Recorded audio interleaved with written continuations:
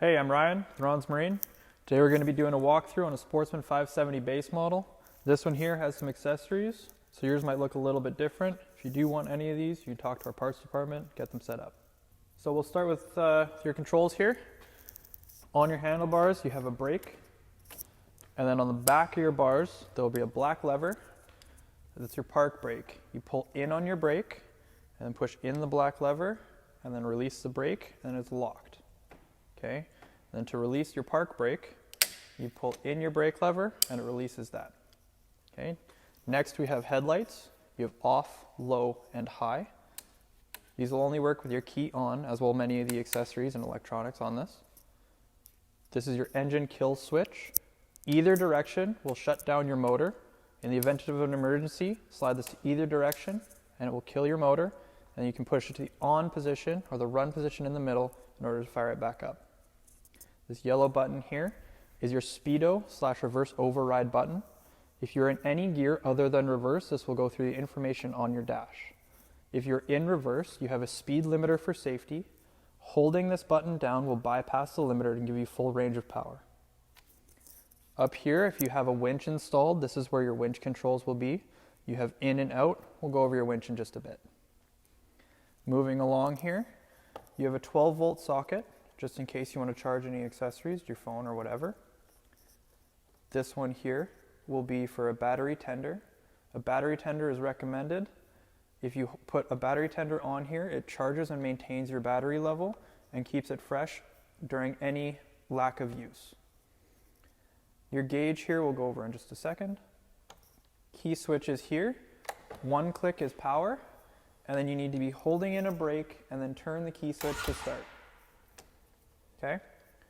Over here you have 2- and 4-wheel drive. There's your all-wheel drive, and there's 2-wheel drive. And then this here is your throttle lever. Okay. Moving on to your gauge. Your key needs to be on in order for your gauge to run. It'll boot up with its startup sequence, and then it'll have a bunch of information. The arrow keys will go through the middle, which will be miles per hour, RPM, odometer, trip odometers, battery voltage, hours, service hours, things of that nature. The mode button in the middle will go through the top, which is RPM, miles per hour, and engine temperature. In the middle here, it has service hours. Your service hours, your first service, will be at 25 hours of operation. This service interval will count down to 0. There is a wrench and a timer icon down here, and no matter what screen you're on, that will flash when your service is up, and it's time to bring it in. You have a gear indicator on this side.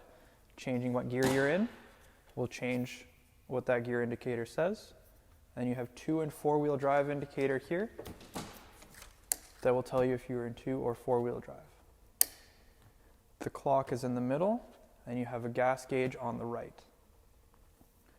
These are safety lights here. You have an engine light, power steering if you have EPS equipped on your unit, engine oil temperature, neutral light, and high beam light.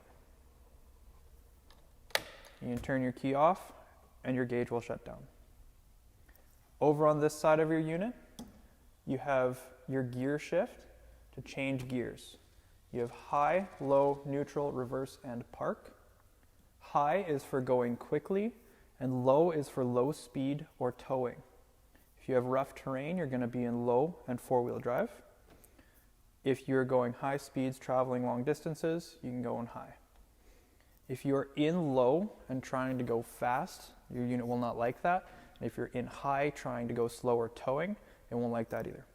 So it's recommended that you use high for high speeds and low for low range operation. Again, down here as well, you have a pedal down here for your foot brake. That is all rear brakes. So up front here, you have some basic storage. You have 2 latches. You pull the rubber strap up, and you can lift up the front here, and you have a bunch of storage. In here typically will be your owner's manual, as well as a toolkit, some spare key, stuff of that nature. If you ever get water in here for any reason, there are a ton of drains in here that you can pull out and drain all of your water out. In here, as well as your battery, in case you need to get to it. If you ever have an electrical issue, under this panel will be a fuse box. Okay? You can then close this up. In this wheel well down here, you'll have a coolant bottle for your coolant fill reservoir. Okay? On the right side footwell here, you have a little door for your oil dipstick. You pull the latch and pull the door out, and then your dipstick will be just down here. When you're done, you put the tabs in first, and then press it in to make sure it's latched closed. If your unit is equipped with a winch, it'll be around the front here, coming out of the bumper. There are a couple features of this. One is there's a free spool option on the right side. So you click the spindle forwards, and you can then free spool your hook out as much as you want.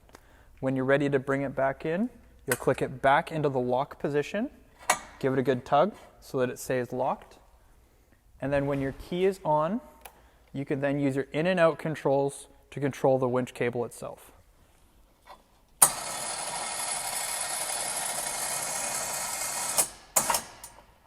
You generally want to go until it's snug but not tight, so that it doesn't rattle around while you're in operation. This unit has an optional hitch. This is an aftermarket accessory. You pull the pin, and then pull this pin, and your hitch slides out. You can then put it back in here, line up your holes, slide the pin through, and connect your cotter pin back in. Tire pressures on this unit are 7 psi. There's a sticker on this side, on the left-hand side in the wheel well, in case you ever forget. Service intervals on a Sportsman 570, the first 25 hours of service, it'll be your first service, and then every 100 hours after that or annually. If you have any questions, feel free to call us at Ron's Marine at 204-237-5800. Otherwise, you can reference your owner's manual. It's a very good resource, can answer a lot of your questions.